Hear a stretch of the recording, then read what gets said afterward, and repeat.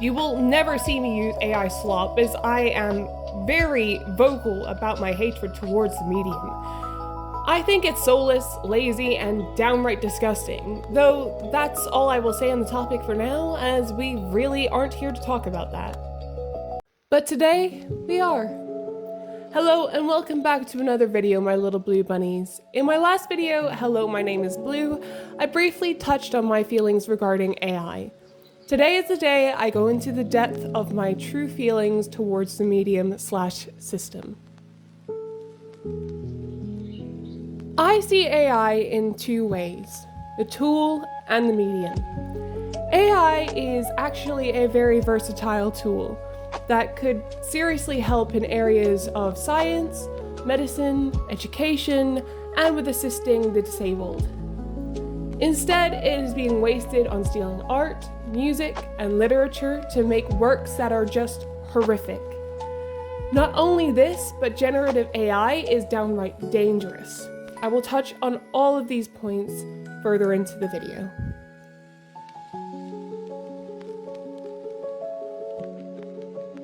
Now, what examples could I give of positive AI usage?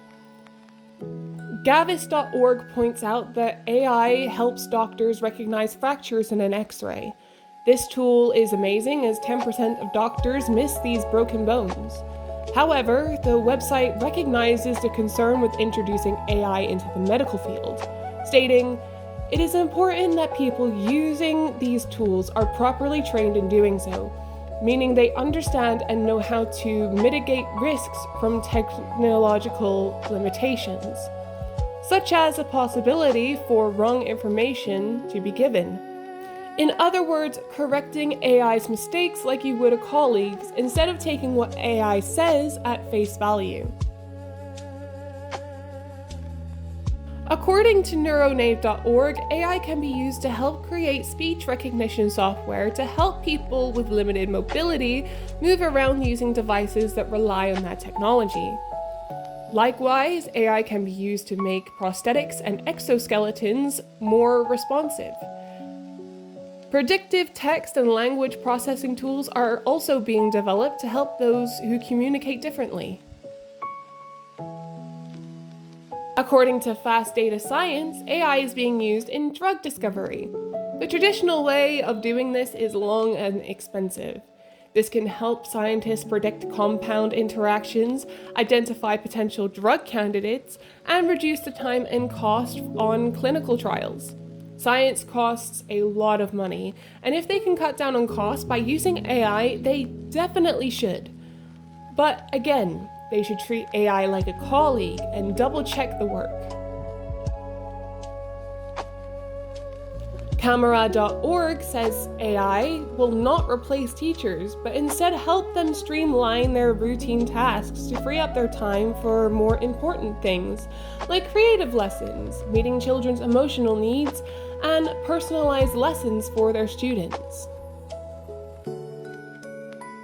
I cannot stress enough how long this segment is going to be, given how many bad examples there are of AI being used in every single creative space. I am not joking. It isn't just drawing and painting, it is sculpting, crochet and needlework, baking and confections, writing and animation, ASMR and music. It isn't just creative spaces, it's also schools. I have seen crash outs of high school and college teachers losing their minds because every single student decided to use ChatGPT to write their assignments. Children are losing their critical thinking and creative skills because, oh, AI can do it much faster. Yes, but it's lazy and makes you look dumb as hell. Look, I know art is hard. I am an artist and a writer myself. But art is a luxury, not a right. If you cannot draw, then spend money on artists who can. If you cannot spend money on artists that can draw for you, then try to learn. If that is too hard, then try painting. If that is too expensive, I encourage you to go to your local park, grab a bag of leaves, and create a picture with them. Art is supposed to be hard and it is supposed to be rewarding, not quick, boring, and soulless. It has gotten to the point that the bots that have been feeding off of human designs to learn have scraped the bottom of the barrel and are now using output for input. Oh yeah, if you didn't get the memo, generative AI is made upon stolen works from artists who did not consent to their work being used in this manner.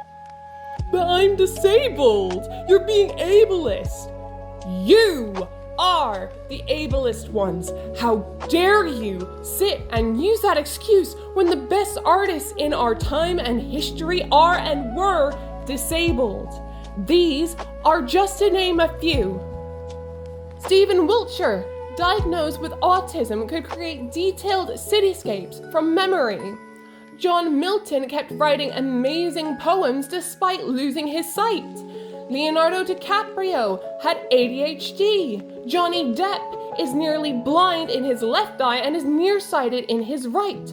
Beethoven was deaf but still made some of the best works in history. Selena Gomez has lupus.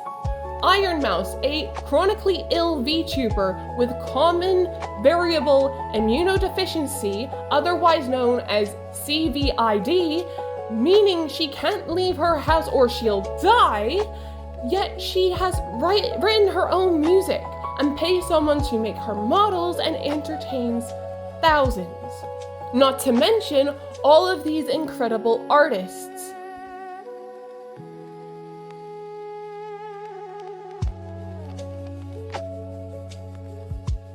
AI art has gotten so bad that Disney has become a nightmare for aspiring artists, as they allow Disney Plus users to use an AI model to make their own crappy animations. Coca-Cola has stopped making handmade Christmas ads and have swapped to AI instead. And even conventions are being flooded with AI garbage to be sold to unsuspecting adults for their unsuspecting 12-year-olds. Competitions are also not safe. An example of this, Pokémon hosted an art competition a year ago to have fan-made art featured on their cards, only for multiple submissions to be AI. One was even chosen as a winner by mistake. It was already hard enough to be an artist 10 years ago, but now it's almost downright impossible. It is exhausting. How do you think people like Stan Lee, Michael Jackson, Walt Disney, the Beatles, Chester Bennington, and Juice WRLD would feel knowing people were using their likeness for soulless slop? Unfortunately, posting your kids' back-to-school photos to your Facebook, Instagram, or Twitter just isn't the same anymore, because it comes with a whole new dangerous side. Grok was released on Twitter so that users could edit any image on Twitter to their content. There were no rules or limitations, meaning that many women and children became victims of being undressed by the bot. Elon Musk has provided statements by saying the service will be scrapped for all customers. That was on January 15th of 2026. So far, this seems to be true, and I am glad that he's taken responsibility. However, Grok is not the first and not the last to be used for such disgusting means.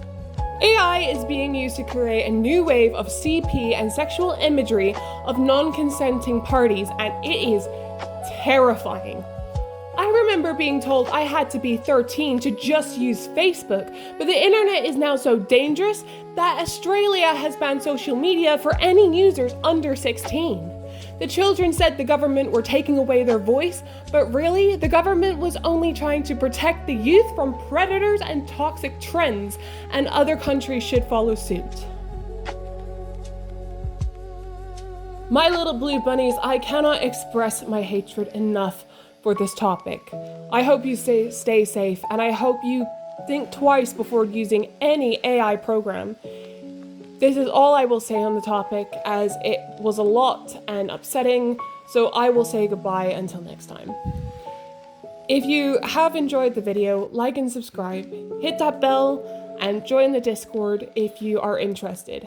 I understand that Discord is having its own issues right now with AI, so I am actively looking for an alternative platform to host chats with you all. Goodbye for now.